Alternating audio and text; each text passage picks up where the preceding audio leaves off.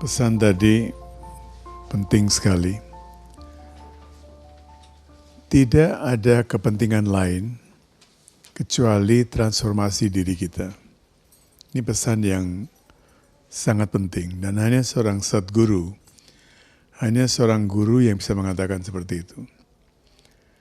Dia tidak punya keinginan apapun, tidak punya agenda lain, tidak punya agenda terselubung mau bikin ashram yang besar, mau bikin kuil yang besar, pura yang besar ya. Tapi transformasi diri.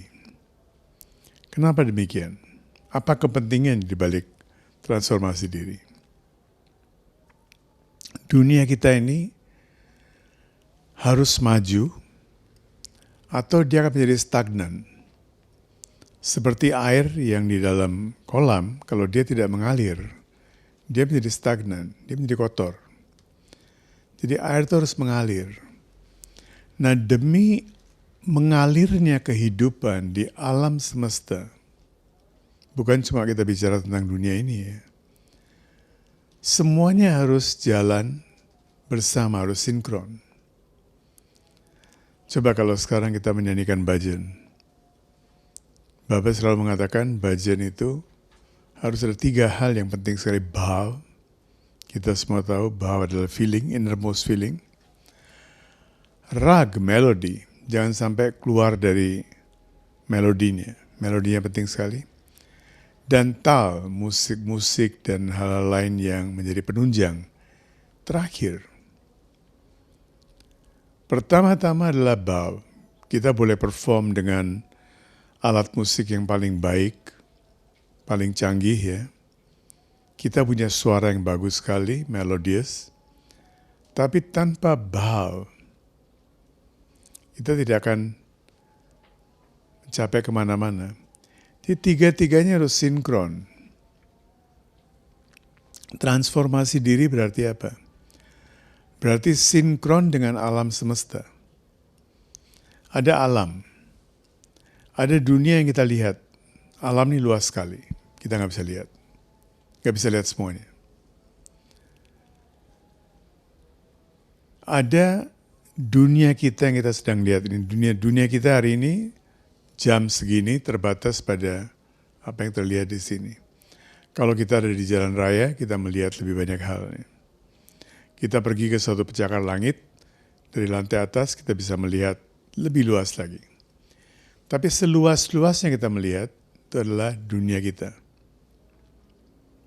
Terbatas. Kalau kita cuma melihat dunia kita saja, akan tercipta kepentingan diri. Aku mau ini, aku mau begitu, aku perlu ini, aku perlu itu. Dan desire, Swami says desire, obsession, tidak akan pernah bisa membuatmu bahagia. Kita mengharapkan apapun juga, ada keinginan apapun juga. Kehidupan, keberadaan tidak punya obligasi untuk memenuhi setiap keinginan kita. Atau untuk menghibur kita setiap saat. Jadi kalau kita punya keinginan, punya obsesi, pasti ada rasa kecewa. Nggak mungkin nggak ada. Ada obsesi, ada rasa kecewa. Ada rasa kecewa, tidak ada kebahagiaan. And that's why Swami says bahwa pertama-tama bhav ini harus muncul tanpa kepentingan, dalam pengertian tidak ada orang yang akan tepuk tangan, oh suaramu bagus sekali, apa. Kita tidak mengharapkan sesuatu dalam bhajan, tetapi kita mempersembahkan sesuatu sebaik mungkin. Ada 2 hal yang penting sekali ini. Kadang-kadang kita terjebak, oh saya akan persembahkan, suara saya nggak bagus nggak apa-apa. Kan bhav saya bagus. Nggak juga, Baba mengatakan you better become a bathroom singer. Kamar mandi kita punya menyanyi, nggak ada yang larang kan. Yang dengar cacing-cacing paling bakteri, virus. No problem, mereka juga butuh bhajan. Nggak ada masalah, dimanapun kita bisa berbhajan dia. Tapi kalau kita berada di tempat seperti ini, bajen kita Bapa mengatakan harus merdu. Sehingga kita bisa mengangkat orang lain juga, bisa uplifting. Jadi ketika Bapak mengatakan transformasi diri dan Bapak juga memberikan cara untuk bajen itu sebagai alat, tool bagi transformasi diri. Ini yang kita harus selalu ingat. Jadi bajen itu bukan tujuan, tapi bajen adalah sarana. Ada meditasi, ada bajen, ada sewa, semuanya itu disebut apa? Secara kolektif, sadhana. Sadhana. Sadhana itu dari sadhan. Sadhan berarti alat. Alat penunjang. Untuk menunjang terjadinya transformasi diri. Banyak orang mengira bahwa bajen adalah tujuan. Tidak. Bajen adalah sarana. Tujuannya barangkali kalau ada tujuan, kalau kita mau memberikan istilah bagi itu, adalah bau. Love that is what I got message from Swami, undefined, yang tidak terjelaskan. Selama cinta masih terjelaskan, dia belum cinta. Kalau sudah tidak terjelaskan, baru. Apa yang terjadi sebagai side effect? Sekarang kita lihat side effect-nya nih. Ketika bau ada, rag ada, tal ada, semuanya ada lengkap. Katakan enggak 100%. Katakan 90%, 80%, 70%. Let me tell you a secret. 51% pun oke. Asal di atas 50%. Kadang-kadang tuh mencapai 51 pun setengah mati gitu. Setengah mati. Kalau sudah bisa mencapai 51%, side effect-nya apa? Dampaknya apa? Badan, pikiran, perasaan kita akan ikut menjadi sinkron.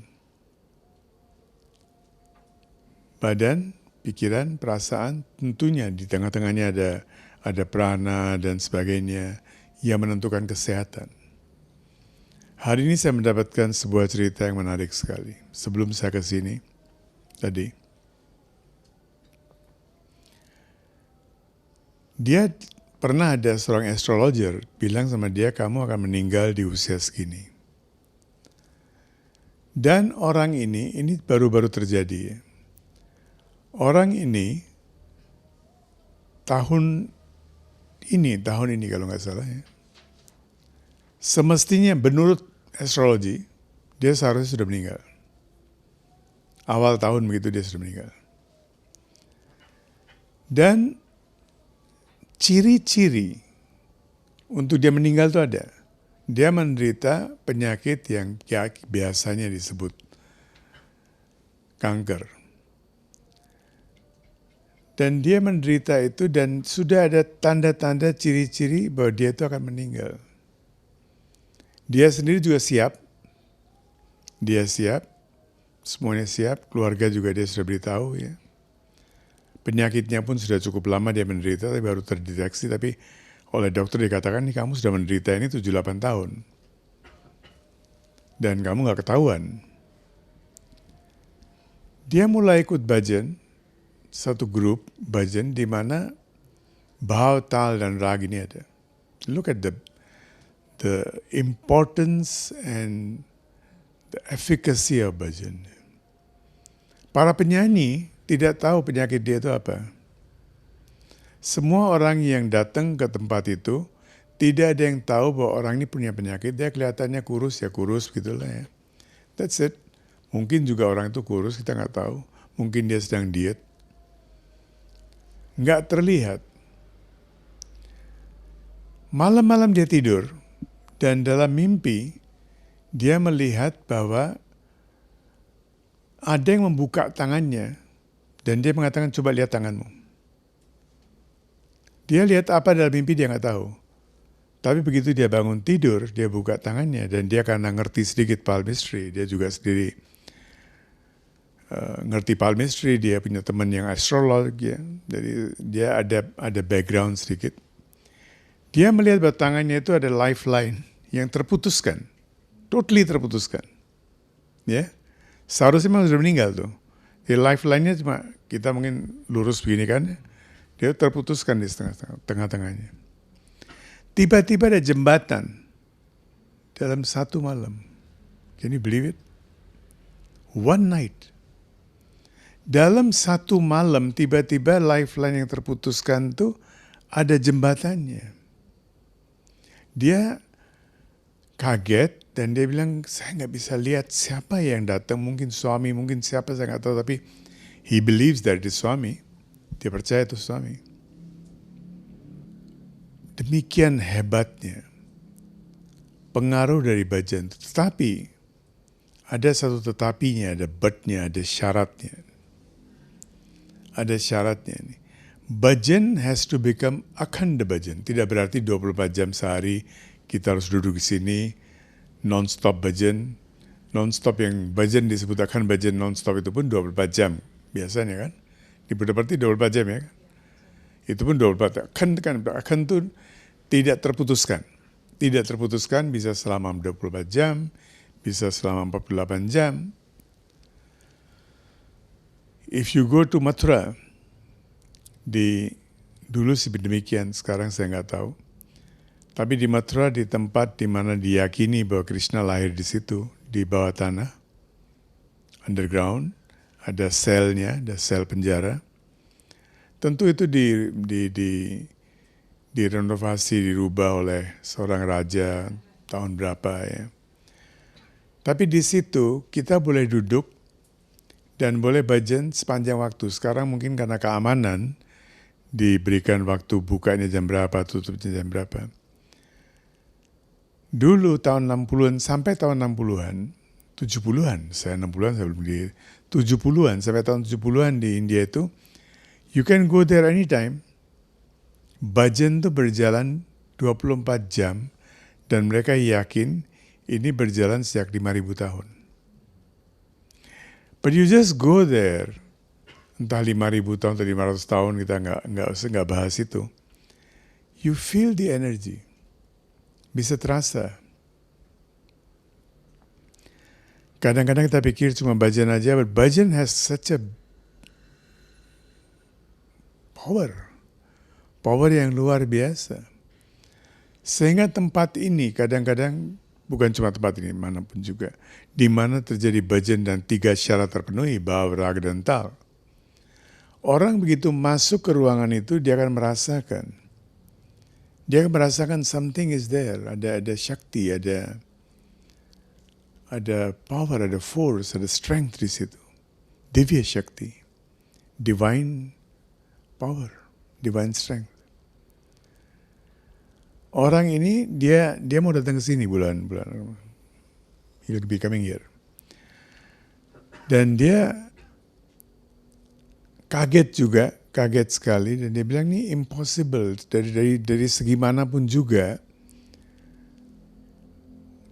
Karena dia seorang palmis, dia bilang nggak pernah saya melihat, menyaksikan atau mendengar malam tidur pagi-pagi lifeline-nya udah ada jembatan di situ. Tapi bagi suami everything is possible, bagi God everything is possible. But beside that, what is important to have this akhanda bhajan, non-stop, company. Hari ini pun suami mengatakan company, satsang is very important. Pergaulan kita itu penting sekali. Dan sekali kalau kita sudah punya satsang, sudah bergaul dengan orang-orang yang kondusif, kita saling bisa berbagi, saling menunjang. Do not lose the contact and the company. Saya mesti ingat tahun 60 berapa ketika Baba memberikan public speech yang pertama, beliau mengatakan hal yang sama. Do not lose the contact and the company. Begitu kita lose, kita boleh pakai kalung sehebat apapun juga. Satu mata rantai. Satu terputuskan, kalung itu putus. Ada sekian banyak mata rantai. Tapi satu putus, kalung terputuskan. Semuanya tercecer. So do not lose the contact in the company. Baba mengatakan, I know avatar. Avatar, tar berarti wire. I know I'm wired dengan alam semesta. You are avatar also, but you don't know. Kita semua adalah avatar. Bapak mengatakan kepada Karenjia, seorang komunis. Ketika dia ditanya, Karenjia bertanya, Bapak kamu claim kamu you are God? He said, I also claim that you are also God. I'm avatar, you are also avatar. Avatar, beliau terjemahkan sebagai wire. I am wired, you are wired. Mana bisa hidup kalau nggak wired? But kita nggak sadar, aku sadar. Krishna mengatakan hal yang sama kepada Arjuna, cuma bahasanya beda sedikit, intinya sama. Both of us, Arjun, kita berdua sudah lahir mati berulang kali. You don't remember, I remember. Now you have to, there's another thing also. Kita harus develop sedikit faith.